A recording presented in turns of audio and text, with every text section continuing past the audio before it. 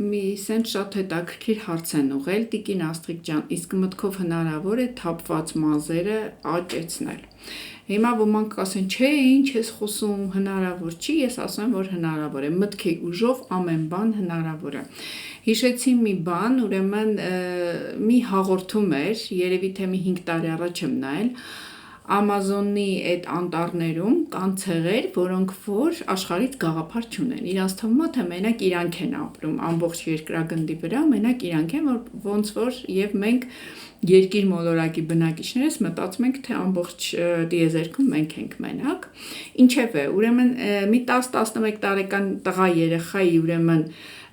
ձեռքը կոկորդիլոսը այսպես կեսից կծել տարել էր եւ ուրեմն այդ երեխան այնքան վստահ էր, որ այդ իր ջրքը աճել է, որտեղ ինքը տեսել էր, որ մողեսները ուրեմն պոչերը թողնում են, նորից աճում է, որ տարիներ հետո կամաց-կամաց այդ ձեռքը սկսեց աճել, կասեք միստիկա է, ոչ, ես հավատում եմ եւ իմիջիալոց այնտեղ այդ հաղորդավարն էր բավականին, նենց լուրջ մարդ եւ իմաստ չուներ էլի խափելու։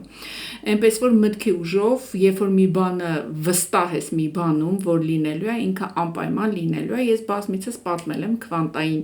տեսությունը, այնպես որ նորից չկրկնվեմ, ուղղակի դուք հարց եք տալի, ես պատասխանում եմ, թե հետաքրքիր է, կարող եք այլ վիդեոներս նայել։ Աստվածաշունչը այն գիրքն է, որտեղ որ բոլոր հարցերի պատասխանները կան ու ինքը շատ ավելի խորն է, քան ուղղակի գիրք։ Եվ եթե հիշում եք, այնտեղ մի պահ կա, երբ Հիսուսը մարդկանց տանում է եւ մարդիկ քաղց սովածանում են եւ ուրեմն Հիսուսը նայում է երկնքին եւ Աստծուն խնդրում է, որպեսզի այդ մարդկանց գինի եւ ուտելիք Աստված ուղարկի եւ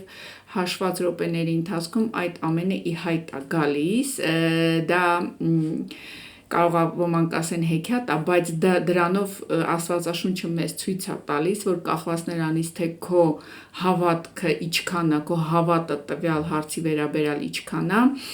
ելնելով դրանից այդ ամենը կիրականանա թե ոչ եւ որքան արագ կիրականանա, այնպես որ ձեր հարցի պատասխանը միանշանակ այո, պարզապես պետք է կենտրոնանալ դրա վրա եւ ուրեմն այն տեխնիկաներից, որ ես ասում եմ մեկն ու մեկը կատարել, թեկուզ եւ հոպոնոպոնոն եւ անպայման արդյունք կտեսնեք։ Ես վստահ եմ, որ դու կարող ես։